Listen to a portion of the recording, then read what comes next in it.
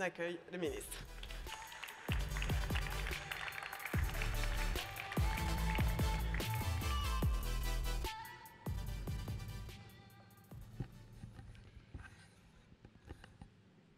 Madame la ministre, présidente de l'Union sociale pour l'habitat, chère Emmanuelle, Mesdames et Messieurs les présidents de fédération de bailleurs, chère Marie-Noëlle Lindemann, Valérie Fournier, Marcel Rogemont, Yannick Borne, Jean-Luc Vidon, Madame la maire de Nantes, présidente de la métropole, chère Johanna, Monsieur le président du conseil départemental de Loire-Atlantique, cher Michel Ménard, je suis président d'Action Logement, cher Bruno Arcadipan, Mesdames et Messieurs les parlementaires, maires, élus locaux, Mesdames et Messieurs les représentants des services de l'État et de ses agences, Mesdames et Messieurs les administrateurs, dirigeants et salariés des bailleurs sociaux, Mesdames et Messieurs les locataires et vos représentants, Mesdames et Messieurs,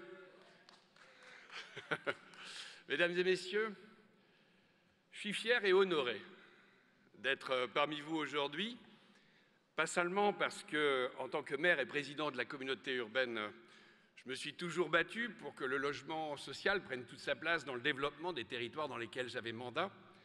Et d'ailleurs, comme tu l'as dit, Emmanuel, vous m'aviez invité à ce titre l'an dernier et même cette année, mais aussi et surtout parce qu'en tant que ministre, je tiens vraiment à défendre ce qu'il représente pour notre pacte républicain. En effet, le logement social est pour moi un pilier de l'État-providence à la française. C'est un rouage essentiel de notre modèle social, et ce pour plusieurs raisons.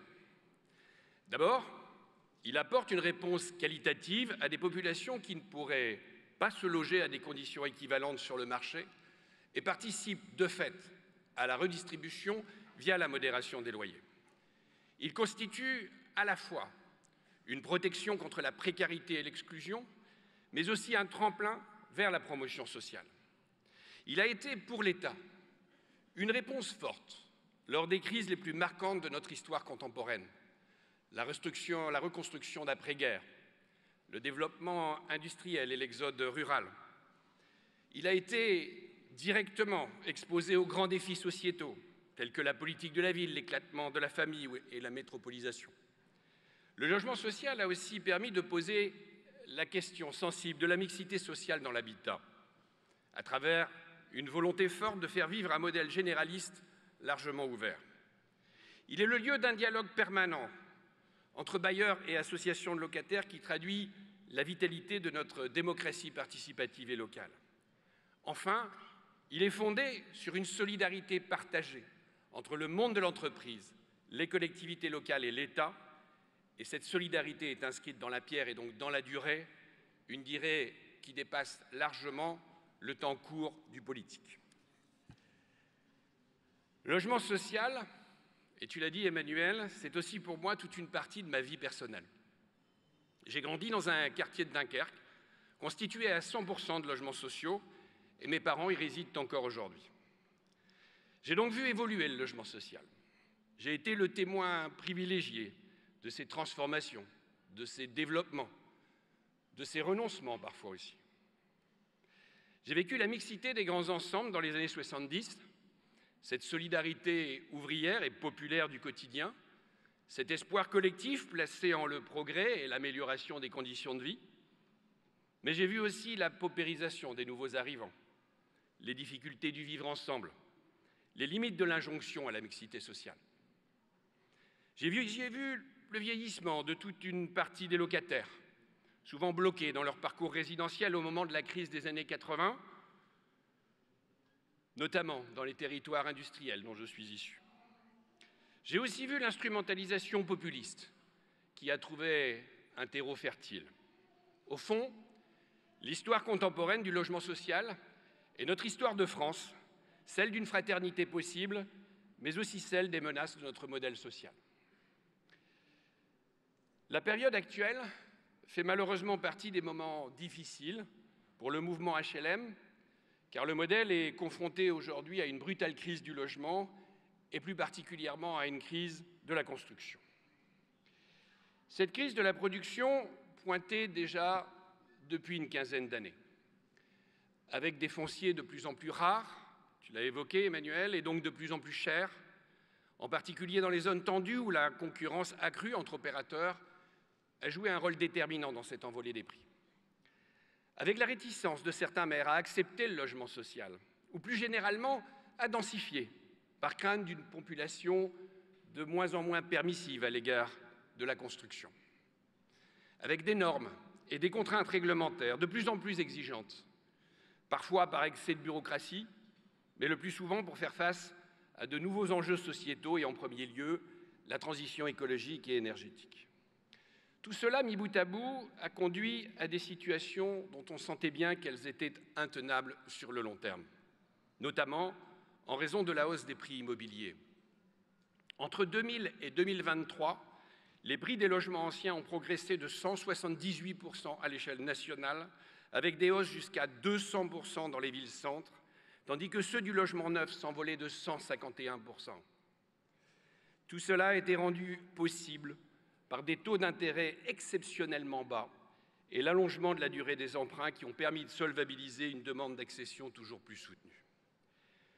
Le moment de rupture est donc arrivé avec l'augmentation brutale des taux d'intérêt et du coût des matériaux consécutive au conflit ukrainien. Ce double choc a totalement déstabilisé le modèle économique de la production du logement. Dans un contexte où la lutte contre le dérèglement climatique est devenue une urgence, où le vieillissement de la population est devenu une réalité tangible, où le Covid a fait émerger de nouveaux besoins d'usage, comme travailler chez soi ou disposer d'un espace extérieur, la construction est entrée dans une crise profonde qui transparaît douloureusement dans les chiffres. Alors qu'entre 2010 et 2019, le nombre de logements commencés était en moyenne de 390 000 par an, nous envisageons moins de 320 000 en 2023. Et les agréments de logements sociaux sont passés de 112 000 en moyenne annuelle entre 2010 et 2019 à un peu moins de 100 000 logements agréés en perspective 2023, en comptant les logements sociaux liés à la reconstitution de l'offre du NPNRU. Et cette baisse affecte plus particulièrement les territoires les plus tendus, Île-de-France, PACA, Auvergne-Rhône-Alpes en tête. Au regard des besoins dans de nombreux bassins de vie, ce niveau de production ne peut pas rester aussi bas.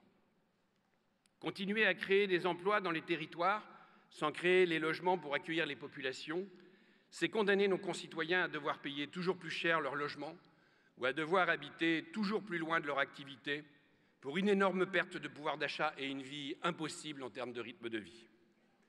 Le risque de ce scénario du pire existe. Car au moment où les difficultés s'amoncellent sur la production, la tentation est grande de se dire que la rénovation énergétique constitue une belle occasion de remettre à plus tard les enjeux de construction, parce qu'on ne peut pas tout faire en même temps. A contrario, d'autres voies prônent aujourd'hui l'abandon de notre ambition écologique au détriment de l'avenir de la planète et des conditions de vie de nos enfants et au détriment du confort et du pouvoir d'achat des locataires actuels. Face à ces prêcheurs de renoncement, ma position est claire. Nous ne devons pas choisir entre la rénovation énergétique et la construction. Nous ne pouvons pas arbitrer entre l'urgence environnementale et l'urgence sociale. La transition écologique n'est pas une option, le droit à un logement décent et abordable non plus. Ensemble, nous devons donc nous remobiliser pour tenir les deux ambitions. C'est le sens de l'accord que nous allons signer, Madame la Présidente, et je vous en remercie chaleureusement. C'est donc un accord qui marque l'engagement commun de l'État et du mouvement HLM pour relever ensemble ce double défi de la rénovation et de la production. Pour vous accompagner dans la transition énergétique, et c'est une volonté forte de la Première ministre, le gouvernement a ainsi décidé la création d'un fonds dédié à la rénovation des logements sociaux doté de 1,2 milliard d'euros pour les 3 prochaines années. Ce fonds a vocation à soutenir un objectif d'environ 120 000 rénovations énergétiques par an dans le logement social et de monter progressivement à 150 000, ces chiffres intégrant les changements de vecteur énergétique. Ce fonds doit permettre au parc social de conserver un temps d'avance sur le parc privé, puisque moins de 10% du parc locatif social est constitué de passoires thermiques F et G, contre presque 20% pour le parc locatif privé. Il reste ainsi 139 000 logements classés en G dans le parc social et 323 000 en F, qui doivent être rénovés le plus rapidement possible. S'y ajoutent les 800 000 logements classés E qui doivent être traités d'ici 2034. 10 ans, ce n'est pas trop long pour programmer, planifier et mener la rénovation de ce parc, rénovation qui, au-delà de la cause environnementale, donnera aussi beaucoup plus de confort aux locataires.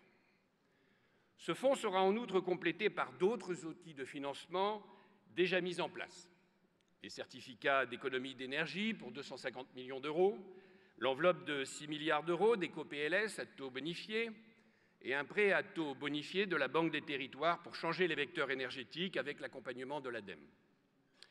Et pour les rénovations les plus lourdes, le dispositif dit de seconde vie sera pérennisé en 2024. Idée issue des acteurs du logement social et de la Caisse des dépôts, expérimenté en 2023 pour 900 logements, le dispositif seconde vie va ainsi s'ancrer définitivement dans le paysage de la rénovation du parc social pour accompagner les opérations les plus ambitieuses de réhabilitation en permettant notamment la restructuration des logements et la production de plus petites typologies.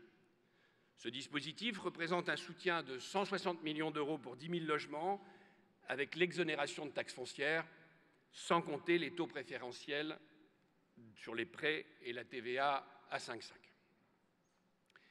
Mais comme je le disais, en parallèle, nous devons aussi réussir ensemble à relancer la production de logements sociaux neufs. Des territoires en manquent cruellement. Bien entendu, les zones en forte tension telles que les métropoles, mais aussi les sites en réindustrialisation et avec Dunkerque, j'en ai bien conscience. Mais encore les villes moyennes et petites villes qui ont besoin d'opérations d'acquisition, amélioration ou dans le neuf pour revaloriser des centres anciens, compenser des bâtis devenus obsolètes, construire dans les dents creuses. Afin de soutenir la production de logements sociaux, nous avons souhaité agir sur plusieurs leviers. Je commencerai par ce pilier du financement du logement social depuis toujours, qu'est le livret A. Conscient de la nécessité de maîtriser l'envolée des coûts financiers pour les bailleurs sociaux, dont la dette révisable est assise largement sur le livret A, nous avons décidé de maintenir son taux à 3% jusqu'en 2025, alors que la formule de calcul nous invitait à le porter à un niveau supérieur, au-delà des 4%, ce qui aurait représenté un coût supplémentaire de 1,4 milliard d'euros pour les organismes.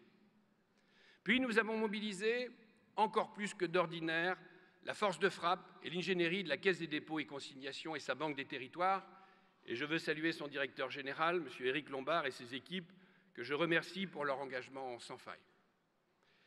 Dès 2023, avec la Banque des territoires, ont été déployés les mécanismes suivants. Un lissage de l'impact sur la trésorerie de la hausse des taux, une remise d'intérêt sur les nouveaux prêts PLAI et PLUS pour 100 millions d'euros et 250 millions de prêts participatifs qui sont des quasi-fonds propres. Et nous allons encore plus loin aujourd'hui puisque, comme je vous l'ai indiqué hier et comme vous l'a présenté M. Lombard, une enveloppe de 8 milliards d'euros de prêts bonifiés pour les PLAI et les plus sera ouverte, représentant un équivalent de 650 millions d'euros d'économies de charges financières pour les bailleurs.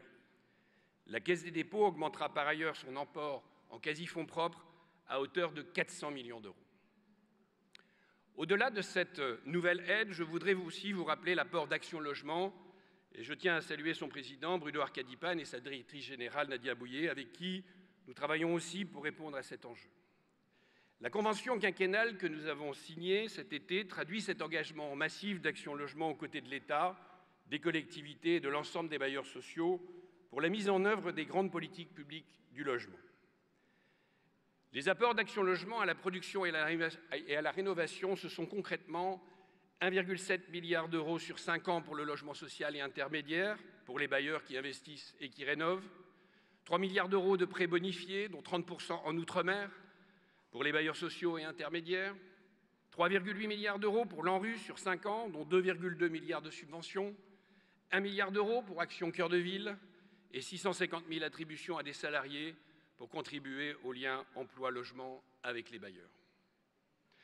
Enfin, l'accord d'aujourd'hui avec l'Union sociale pour l'habitat liste d'autres leviers financiers que nous allons renforcer.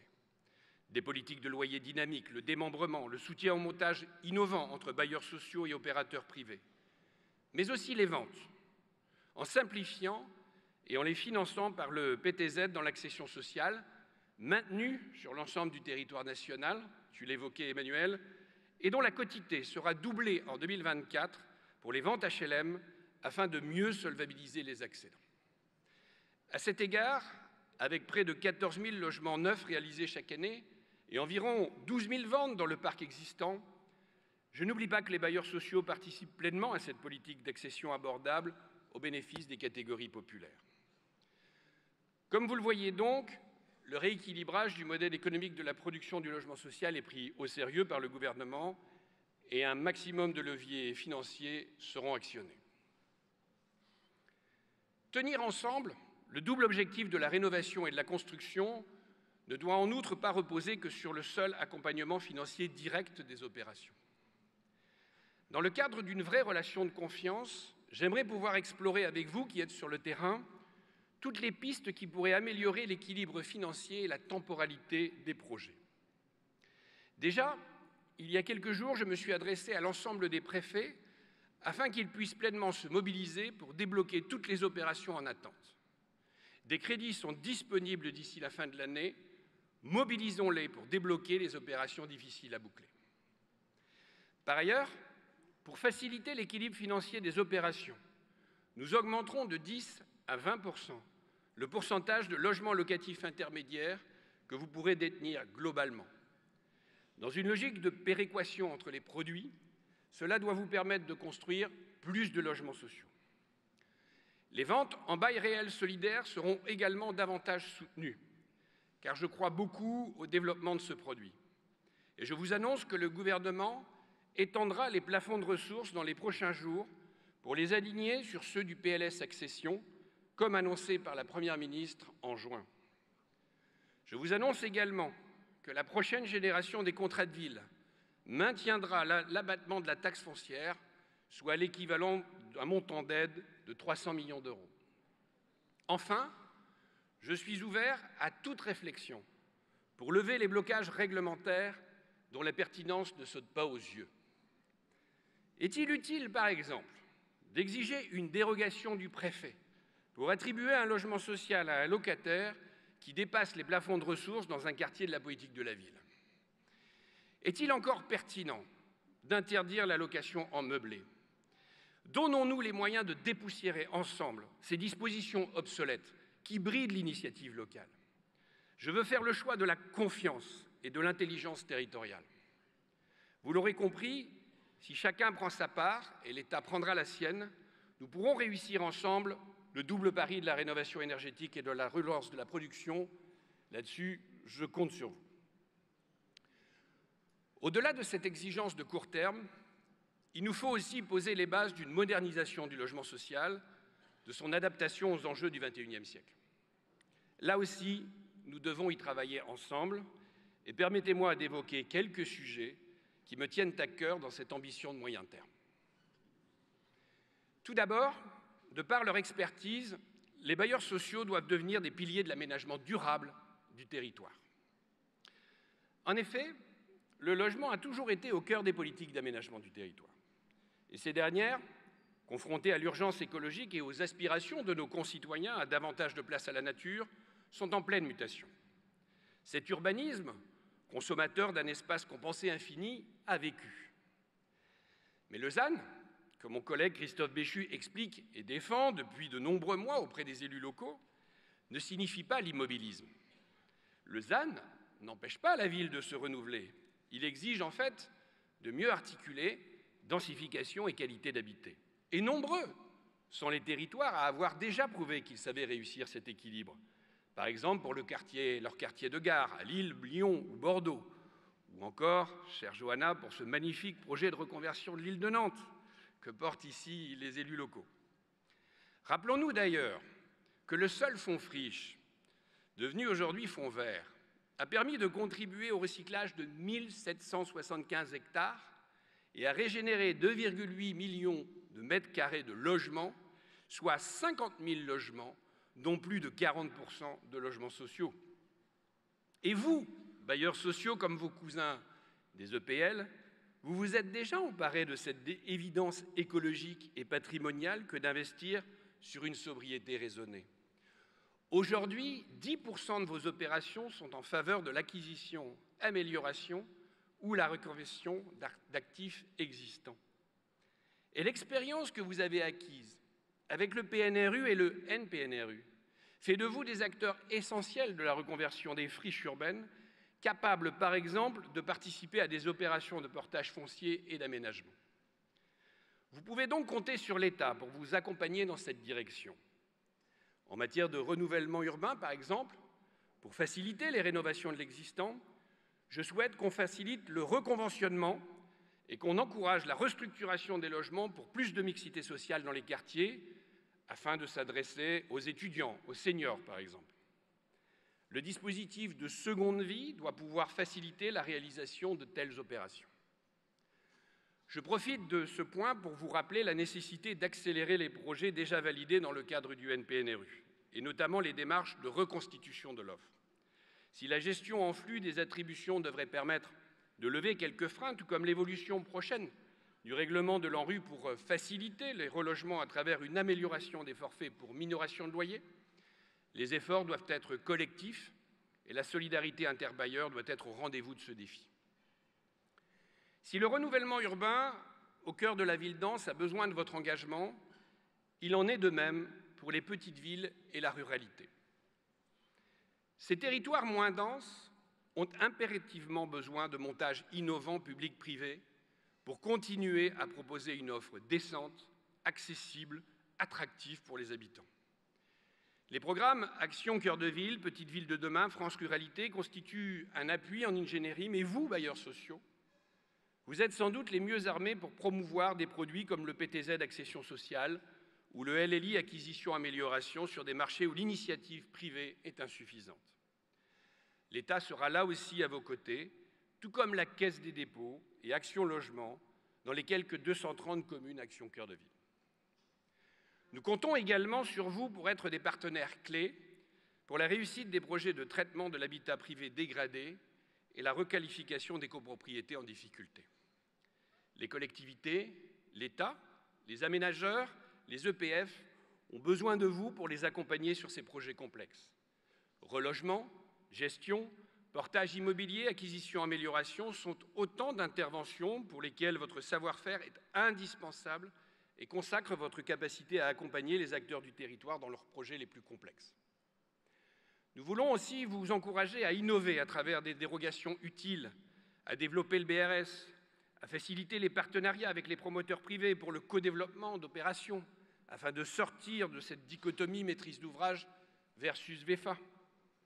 Enfin, j'attends un engagement sans tarder des travaux nécessaires à la mise en place de la nouvelle politique des loyers, permettant de disposer d'une offre de logements sociaux accessibles pour tous, et en particulier les plus modestes, en tout point du territoire, afin d'éviter sa concentration dans les mêmes quartiers. Cette nouvelle politique des loyers doit d'ailleurs concourir à un autre enjeu majeur pour l'avenir, en l'occurrence, le rôle que doivent jouer les bailleurs sociaux dans le vivre ensemble. Le vivre ensemble, notamment dans les quartiers de la politique de la ville, ne se décrète pas. Il est un ressenti pour ses habitants, source de sécurité, de solidarité, de reconnaissance, bref, avant tout, il s'incarne. Dans cette mission essentielle, là aussi, votre rôle est majeur. La proximité des bailleurs aux habitants de ces quartiers est fondamentale. Et l'année dernière, devant vous, j'insistais fortement sur la présence de personnel de proximité, de gardiens au contact quotidien des locataires. En devenant ministre, je n'ai pas changé. Plus de 20 ans après la publication du décret gardien porté par Marie-Noëlle Lienemann et imposant un gardien pour 100 logements, j'ai donc demandé qu'une évaluation de la mise en œuvre de cette mesure puisse être réalisée et que les bailleurs sociaux investissent plus encore ces quartiers pour leur présence humaine. Marie-Noëlle, nous verrons si ton décret est appliqué. S'agissant par ailleurs des attributions de logements sociaux dans les quartiers de la politique de la ville, nous devons nous attaquer de manière volontariste à la question de la mixité sociale. Reconstruire un modèle d'attribution des logements sociaux qui se fixe des objectifs de résultat et non basés sur des logiques procédurales qui induisent in fine une consolidation de la segmentation sociale. Cette détermination doit tout autant porter sur la défense de la mixité sociale dans les quartiers de la politique de la ville que sur la promotion de l'accès au logement social partout pour les ménages les plus précaires. La loi SRU est indissociable de ce dernier objectif. 50% de logements sociaux produits dans les communes qui n'ont pas atteint les objectifs de cette loi, voilà la preuve de son utilité. Le gouvernement restera donc toujours ferme et déterminé pour faire appliquer la loi SRU. Tout simplement parce qu'en aucun cas, l'entre-soi, quelle que soit sa forme, ne saurait constituer le fondement de notre société, sauf à faire le lit des ségrégations sociales et communautaires de tout genre. Plus que jamais, nous avons besoin d'une expression forte de la solidarité et de l'unité de la nation dans sa diversité. Je serai donc très attaché à la mise en œuvre des recommandations de la Commission nationale, en lien étroit avec son président Thierry Repentin et avec les territoires. Et surtout, pour faire prendre des engagements concrets pour l'avenir. Nous soutiendrons la généralisation des contrats de mixité sociale avec les collectivités en carence pour garantir l'adéquation des moyens déployés aux objectifs de la loi. La mobilité à l'intérieur du parc social est aussi un enjeu d'importance. Quand on sait qu'un tiers des demandeurs d'un logement social sont déjà des locataires HLM, on voit à quel point accélérer la mobilité au sein des parcs est un impératif. Et je n'oublie pas qu'une mutation permet de satisfaire 2 ménages. Cette question de la mobilité intègre bien entendu la problématique de la sous-occupation des grandes typologies. Nous savons tous que produire une part importante de grandes typologies n'est pas pertinent partout, quand en moyenne, près d'un demandeur de logement social sur 2 est un isolé et que seuls 20% des ménages demandeurs comptent 4 personnes et plus. Cela suppose toutefois que les grandes typologies existantes accueillent bien les ménages avec enfants et non des isolés ou des couples sans enfants. Je veux que nous examinions ensemble toutes les modalités permettant de diminuer la sous-occupation en zone tendue et toutes les possibilités d'améliorer la mobilité. Ouvrons ce chantier ensemble et expérimentons des solutions adaptées à la situation des personnes. Parce qu'ils sont les bénéficiaires de cette politique publique, les locataires du parc social sont évidemment la première préoccupation des bailleurs sociaux et de l'État. Leur parcours résidentiel doit être facilité. Ils doivent continuer à être accompagnés par les bailleurs sociaux avec la mise en place, si nécessaire, de démarches du aller vers pour ceux qui n'osent pas échanger sur leurs problèmes avec le bailleur. Leur sécurité doit également être assurée et un service de qualité et de proximité doit leur être rendu. La gestion du parc demeure bien entendu une priorité des bailleurs. Elle doit évoluer vers toujours plus de réactivité et de disponibilité, en s'appuyant notamment sur les possibilités offertes par les évolutions technologiques des dernières années, mais sans oublier son incarnation humaine sur le terrain, comme je le disais en évoquant la question des personnels de proximité. Je sais pouvoir compter aussi sur les associations de locataires que j'ai rencontrées hier, et dont je salue le rôle pour veiller à une concertation permanente avec les bailleurs et pour défendre avec exigence les intérêts des locataires. Hier, ces associations ont soulevé devant moi plusieurs questions qui méritent votre attention. J'aimerais me faire le porte-parole de l'une de leurs demandes qui me paraît légitime, celle du gel des loyers dans les logements classés F et G. Vous le savez, le gouvernement a décidé du gel des loyers pour ce type de logement dans le parc privé, mais ne l'a pas fait pour le parc social. Ce point est donc de fait renvoyé à la concertation locale. Mais je pense qu'il serait juste de l'entendre afin d'atténuer la facture énergétique des locataires concernés. Je suis prêt à y travailler avec vous. Enfin, comme le président de la République l'a annoncé, le gouvernement engagera un processus de décentralisation de la politique du logement avec un double objectif, mieux différencier les actions en fonction des territoires et renforcer la capacité d'agir des acteurs de terrain. Et là aussi, il s'agit d'un chantier que nous devons aborder ensemble, avec vous, avec tous les professionnels du secteur et avec les associations d'élus locaux, l'objectif étant d'aboutir à un projet de loi au premier semestre 2024.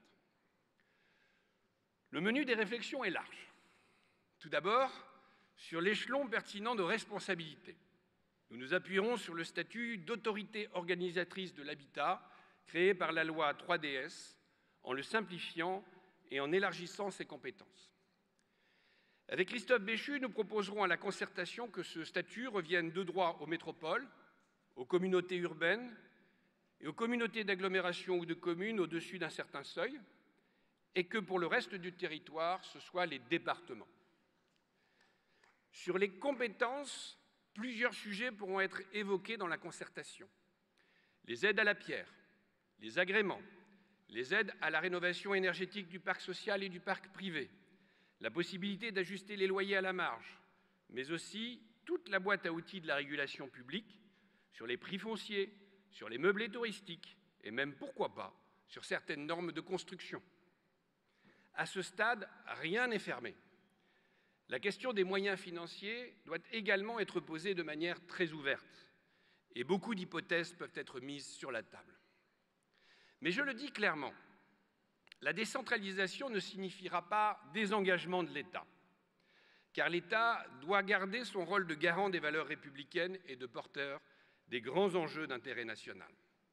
Il continuera notamment de garantir le respect de la loi SRU.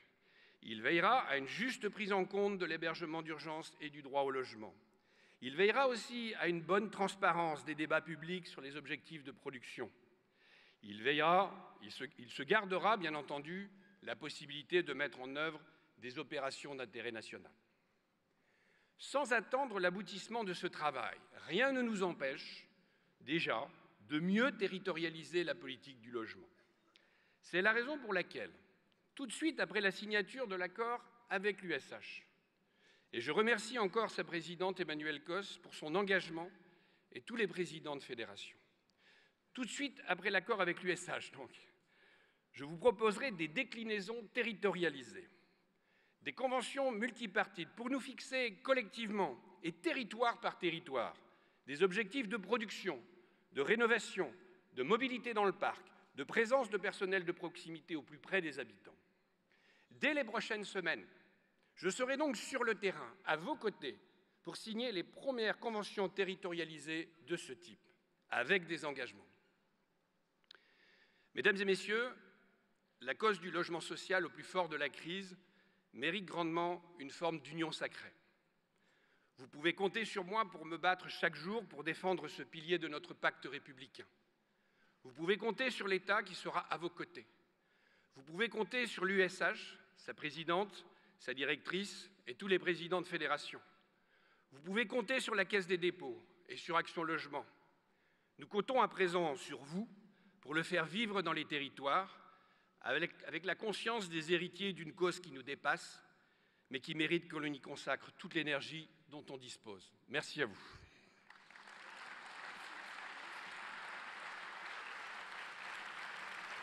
Merci, Monsieur le Ministre. Et je vous propose qu'on passe à la signature justement de cet engagement entre le mouvement HLM et le gouvernement.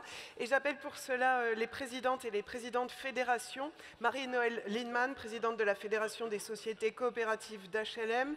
Marcel Rogemont, président de la Fédération des offices publics de l'habitat. Valérie Fournier, présidente de la Fédération des entreprises sociales pour l'habitat. Yannick Borde, président de Procivis UESAP. Et Jean-Luc Vidon, président de la Fédération nationale des associations régionales. La signature officielle.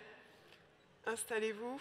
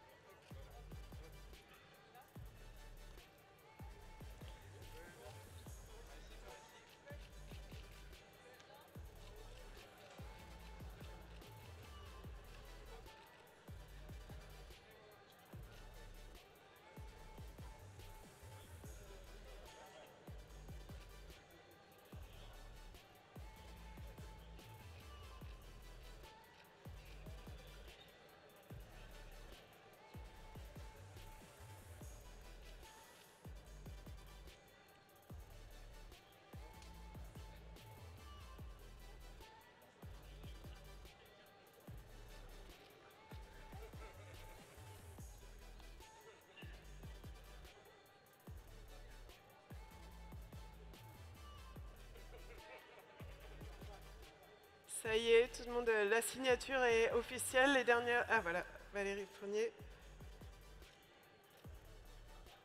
Tout le monde a apporté sa touche à cet accord. Une dernière photo. Eh bien écoutez, merci beaucoup et on arrive au bout de ce congrès qui a été très riche, très dense. Installez-vous pour peut-être une photo. Ça roule. En tout cas, je laisse la photo.